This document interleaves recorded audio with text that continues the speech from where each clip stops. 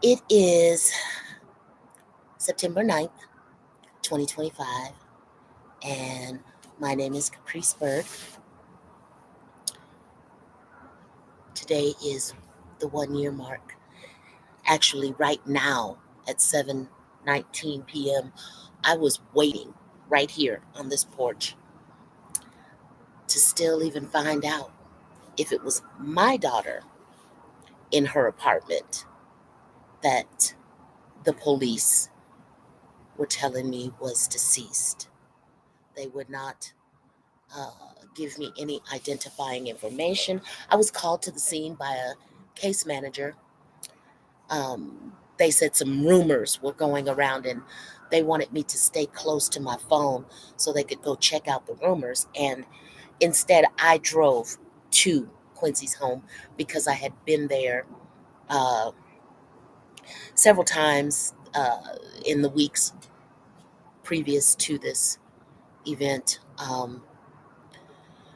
And I had not heard from Quincy. And so, what I wanted to say today is um, well, it's been a minute since I posted. And so, I wanted to just say really quick nothing has changed. I still do not have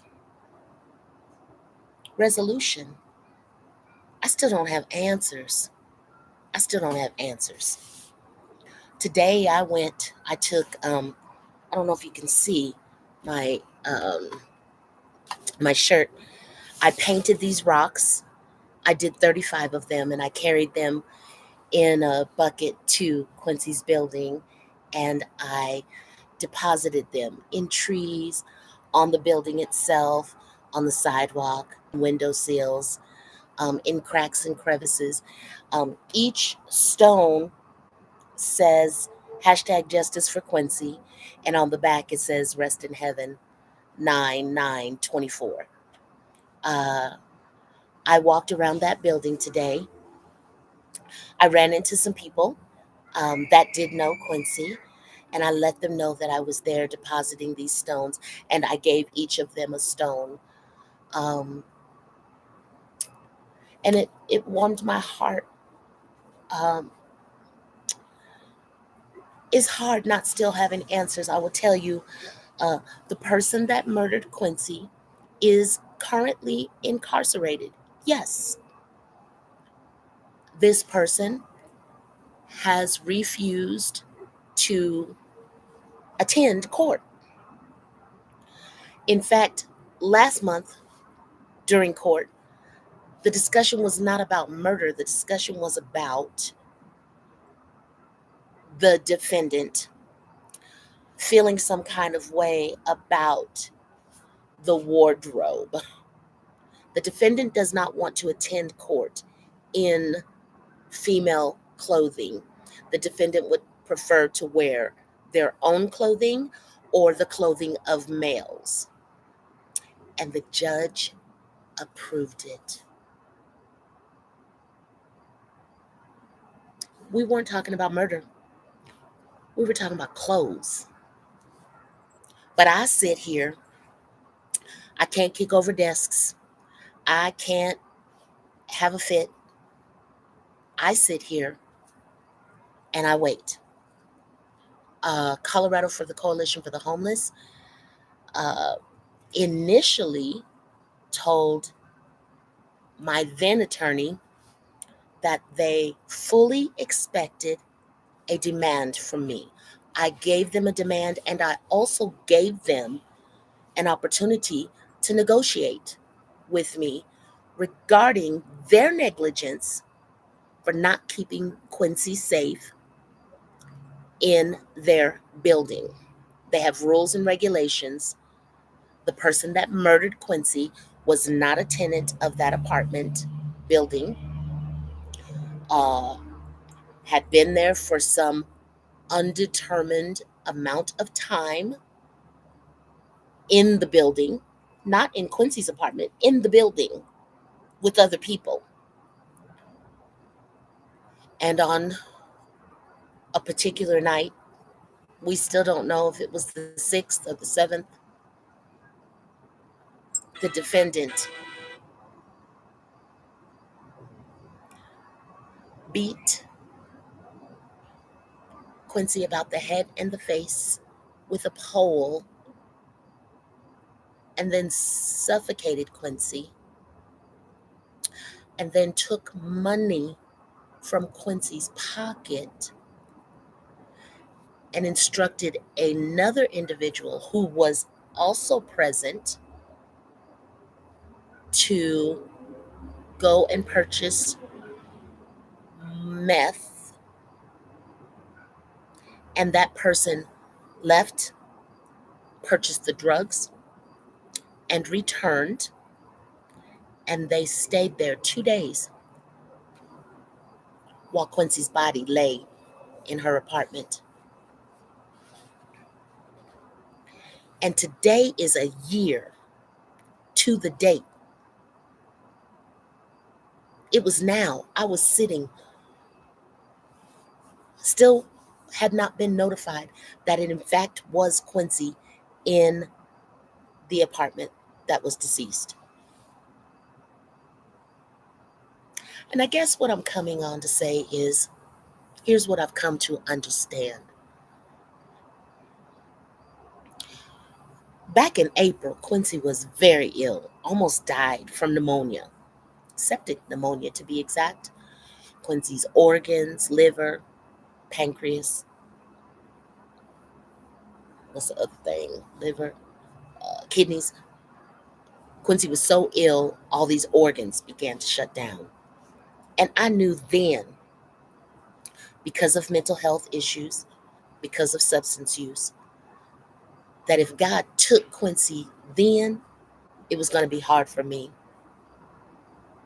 And if God allowed Quinci to live, it was still going to be hard because, of course, for many, many years, I have supported Quinci and advocated for Quinci and done the best that I could to help this grown individual live the best life they could under the choices Quinci made. And it was hard. It was hard. I'm coming here to say that mental illness aside, substance use aside, no one deserves to be murdered, brutally murdered, in their own apartment where they should be safe. And here's what I know. Systemic injustice is to tell me, the parent, that now somehow it is Quinci's own fault when they had security guards, when they had rules that no one should be visiting past 3 days without approval from management, when they have rules about trespassing. So this person wasn't just residing in the building. This person was stealing.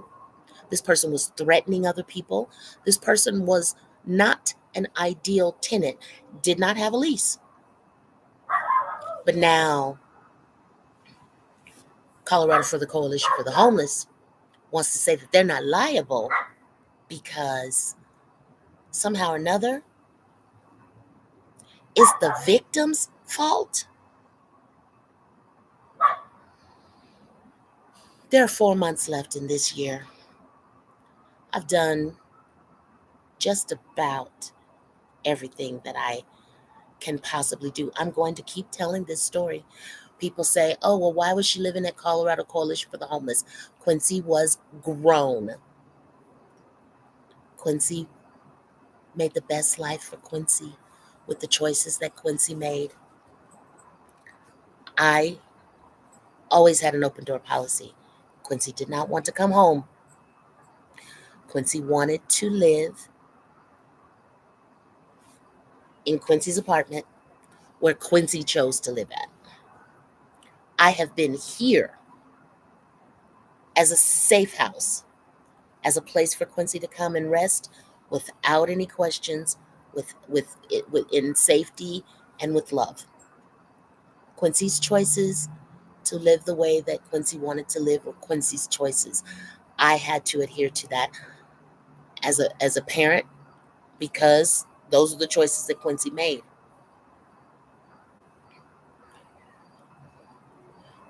What I understood today when I was walking around the building is that a dear friend said to me, actually, two people said to me, my friend reiterated it. A lady in the store today said they lost a loved one several years ago. And she began crying. The cashier began crying because she noticed my son and I had the same shirts on. And I said, "Oh gosh, please don't tell me that it's always going to hurt." And she said, "Oh honey, it's always going to hurt. You're always going to feel some kind of way about your loved one." And that troubled me. So I asked my dear friend today about that. And she said, "Yes, you're always going to feel it, Caprice, but you're going to adjust to how you feel." So I'm coming on today to say I probably wouldn't be doing YouTube lives if Quincy had passed from health issues, from being ill. I probably would not be doing YouTube lives if Quincy's frail little body had given out after being in the hospital. I probably would not be doing, there would be no need for me to do YouTube lives had Quincy simply died. Because Quincy was kind. And I will tell you, when I went to that building, I ran into four people at the door, two people in the hall, alleyway. I ran into six people today. And I said, "Hey, do you remember Quincy?" And they said, "Yes." I said, "Today's the ninth. I'm Quincy's mom." And then their faces changed. And I gave them a stone, one of these. And I told them that I was just walking around the building placing these stones. And they thanked me and they said, "I hope that you get justice for Quincy. Quincy should not have died that way." I would not be doing these lives if Colorado for the Coalition for the Homeless and Department of Corrections would just admit you didn't do your job. That's it. That's all. There's 4 months left to this year. 2026, we're going to get this done.